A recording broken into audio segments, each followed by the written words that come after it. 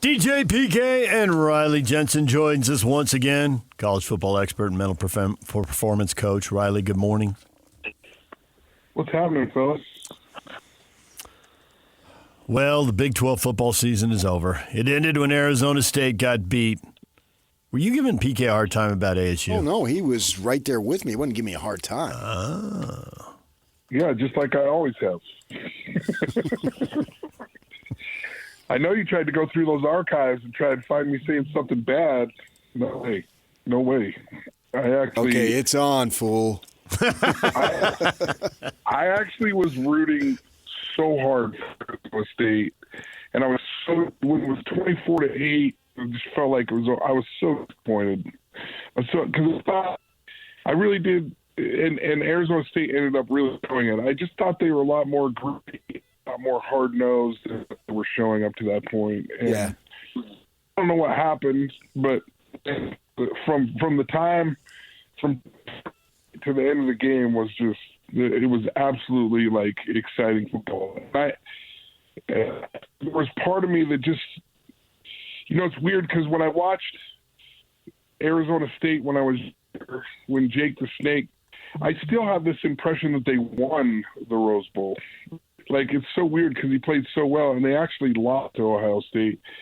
And in my head, I was like, they need to. When I saw Jake on the sideline, I was like, they need to win this because that was an incredible team for Arizona State. They need to win this game, and it just didn't come through. And I don't know. The Scattervoo kids, Sam, they're a fun team to watch right now. And I don't always love the antics of the coach for Arizona State, but they're definitely a fun team to watch. Hey, I've been an ASU fan for 40 years. That game was stolen from us. We were excited about being in the college playoff, but not that night. I was not. Nice. We won this game. Someone else stole it from us. Very disappointed. Took you a minute there, Riley, but now you're on board. That was not fair to our team. I was disgusted by the professionalism of the officiating. I see what you did there. I do think, actually, it was a bad call. 12 years. A bad no This call. game was absolutely stolen from us. We were excited about being in Big 12, but tonight I am not. Exactly. We won this game. Yeah, calls are calls and non-calls are non-calls. What are you going to do? They're not the first one. They won't be the last. So. No, it's all the great teams that I've been associated with. They seem to overcome those calls. Yeah, they almost did. Yeah, they had their chances. And they almost did. And it was just like one of those things where you really do have to preach to the players and preach to the, to even the staff, the coaches, that like, hey man, we have to be so good that the referees calls don't matter. Yeah, they don't matter. I got you. You're a health performance coach, and there was something, and I've been waiting. It's been a week now to ask you this because I thought of this. I thought of you in the very moment, and we were texting back and forth, so you were on my mind to begin with. That you hear coaches, and Kyle Whittingham is big on this. You don't do anything that you don't do. Meaning this is the way we do things, and you don't change things, right? Because that sends a message that you don't want to have to the players. And you've got the field goal kicker for Texas on that last one. Sarkisian's going out and hugging him. And I'm thinking, is that really the right thing to do? Aren't you sending a message, son, this is the biggest kick of your life. You better not bleep this up. And I realize that's not the literal message that he's sending, but does he go hug him and all these other kicks that they've had all through the season? Probably not. It's like, go do your job. Nobody said anything to Farron for BYU when he kicked the 44-yarder. They just asked him, what side of the field do you want the ball on? He said, I don't care. Right? And then it was just go out there and kick the kick. And I thought Sarkisian going out there and hugging him, and why not bring out a couch and have him lay down or something? To me, it's just sent a real awful message. And I was wondering what you thought of it as a professional in that field. So I think in the very moment, I was like, there was just something that felt like a little bit over the top about it. Like it's not that it wasn't well, but it did feel a little bit over the top. Like it was just like, arms around his neck. He's like looking at him in the face. I love you, brother, or whatever he's saying, right? And then I think later on, I heard Nick Saban say something. He goes, I always tried to not make it any bigger than any other kick, and so I hardly ever talked to them. You know what I mean? Because I didn't really talk to him in a normal point. Yeah, that's my point. Like, okay. Well, and I think the point is really, really well taken. Look, when you make a bowl, and this is something that I've heard Kyle say before. When you make a bowl game too big of a point, or when you make it too big of a game for a rivalry week, like then it becomes like guys lesson and they become outcome oriented. And really, what you want guys to do is just be process oriented in that moment and do something different been doing, then all of a sudden you're kind of throwing things off.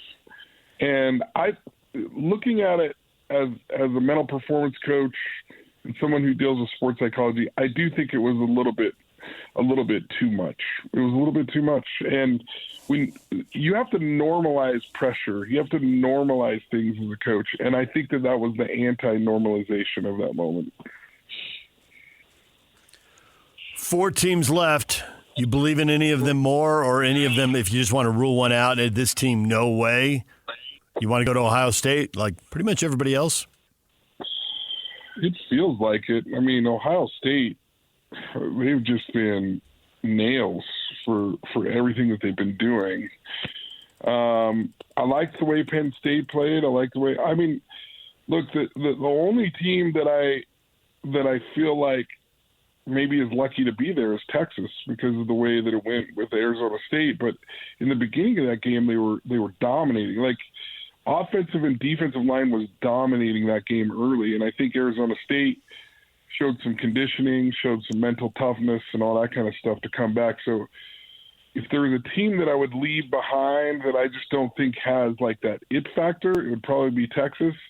If I had to pick, if you're asking me to put my house on it, I'd probably go with Ohio State. But man, there's some good things about Penn State. There's some good things about Notre Dame.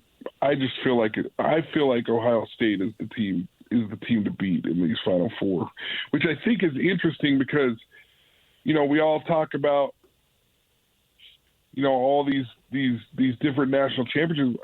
I don't know the last time we had a national champion that had 2 losses, right? And that would be interesting with them. With the exception of that year that it was an all-SEC final with LSU in there, 2-loss teams haven't been allowed to play, either in the 14 playoff or the BCS. Right. They just haven't been allowed in. Right. And so that kind of changes my perspective on things, right? That these guys, or that this playoff actually allowed for a 2-loss team to compete for the national championship. Utah State hires Bronco Mendenhall, and I don't think he was the first choice. Not what I've been told, but I don't know that he's necessarily the right choice, but I think he's a right choice because I think this is the type of situation where he knows how to get the job done. What was your thought on that? Oh, I don't think there's any question that Bronco's a good hire. I think this is something that he loves to do. I think he loves to try and rebuild programs with the way that he likes to build a culture, the way that he likes to build teams. I think he looks at himself almost like an entrepreneur that's like a startup entrepreneur who like comes in, like really builds up a business and then sells it off and then moves on, right? And he is really good at it. And look, you can love Bronco, you can hate Bronco, whether you're a Utah State fan or a BYU fan, you didn't like the way he presented things. The one thing that I can tell you about Bronco is it will be very clear and it will be very concise about what it takes for you to play at Utah State, what it takes to get recruited to Utah State. Everything will be very, very clear.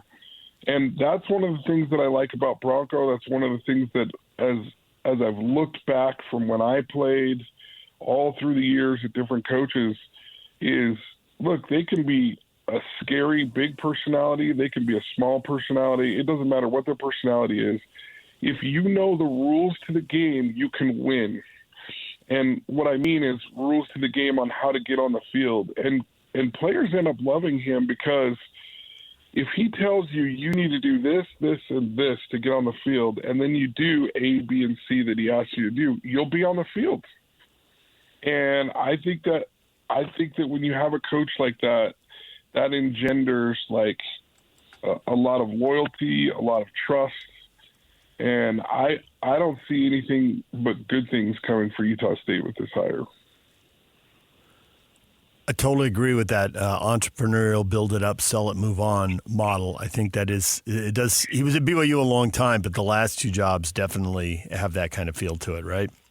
But yeah, and I think he thinks he can do that because at BYU, I feel he felt like he was restricted a little bit, and so he's like, it's going to be even easier to build it at Virginia, New Mexico, at Utah State. I can build it with a good culture.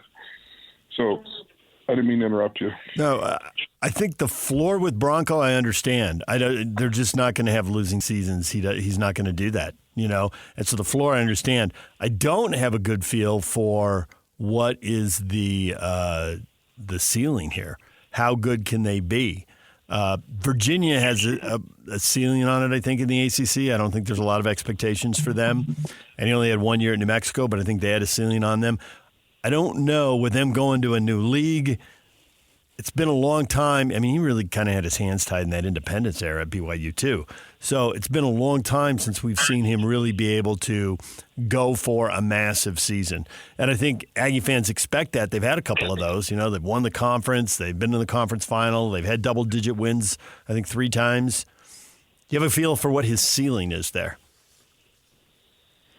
Well, I think that's like a golden question. I think I think there are some things that are outside of his control that will be interesting to see as it develops, right? Like, what does the Pac-12 end up really looking like? What does the Pac-12 contract end up looking like? How much money are they going to be able to pay for NIL and for some different things? It's already a staff that's getting paid more than any staff that's been there. I don't think that's necessarily a bad thing, but how much money does Utah State really have, and how much will these contracts come through and pay? And I think there's just a lot of gray area there that I don't know that he's necessarily concerned about that. But when you talk about like what is the ceiling? Is there a ceiling? Right now, I definitely feel like there's a ceiling until some of those questions are answered. Like, I don't know how far you can go or how high you can go.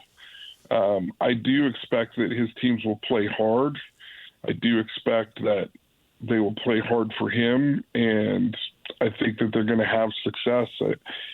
I don't know. I can't remember the first year of Virginia, but there just hasn't been very many losing seasons when Bronco Mendenhall's been a coach. And so he knows the formula for winning. And when it's really good, he's pretty good. He's pretty dang good when they're doing the things that he asks them to do. What would give you a confidence that BYU, a 5-7, is the outlier, and the 10-2, maybe not all the time 10-2, but successful seasons going forward is the norm? Well, I don't know.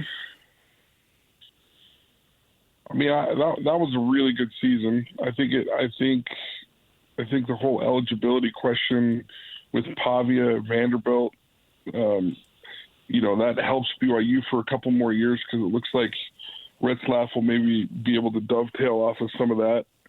I don't know how much eligibility he's going to get. I think one of the things that's a little bit misleading is that it's only for 2024 graduates or people whose eligibility ran out in 2024 for most of these guys. It hasn't been extended that this is just a junior college rule now that you don't have, that doesn't count against your eligibility. I think so that's a little bit nuanced, but sorry to take a long time to answer your question, but what I see right now is a willingness to pay money. I'm not sure that they're paying more money than other places, but, you know, to get I'm just spacing his name, Keanu is it Tanavasa? Yeah, Tanavasa. Keanu, to get him, you had to offer money. Now, do they offer more money? Do they offer the same amount of money? I don't know. But my gut feeling is that BYU is willing to pay for certain positions right now, for certain key players right now. And look, if you're getting players like Keanu Tanavasa to flip to BYU, and I know this is hard for Utah fans to hear, but he's an impactful player. He's a big time player. And whether it was the same amount and he decided that, you know, he'd received revelation to go to BYU, or whether it was a different amount and they paid more, that bodes well for BYU. And I think they're going to be able to strategically pick up players like that if they do it in a smart way, if BYU continues to want to pay for players. And so I think this is an interesting time that we're living in, right? And as we start to see players getting paid and jumping around, I mean, it's going to be very interesting to see what kind of moves BYU can make, especially if they're strategic about it, like players like Keanu Tanavasa. Well, Riley, we will leave it right there. You were the man. Thanks for coming on and talking a little football with us this morning. I love it. Thanks, guys, for having me on. Riley Jensen, college football expert and mental performance coach, joining us right here on The Zone. DJ and PK, it's 97.5 The Zone. Coming up, more on the Jazz, losing on a half-court shot. And BYU, the Cougars off to a 1-2 start in conference. Not what Cougar fans were hoping for or expecting. What needs to change? We will get to that next. Stay with us.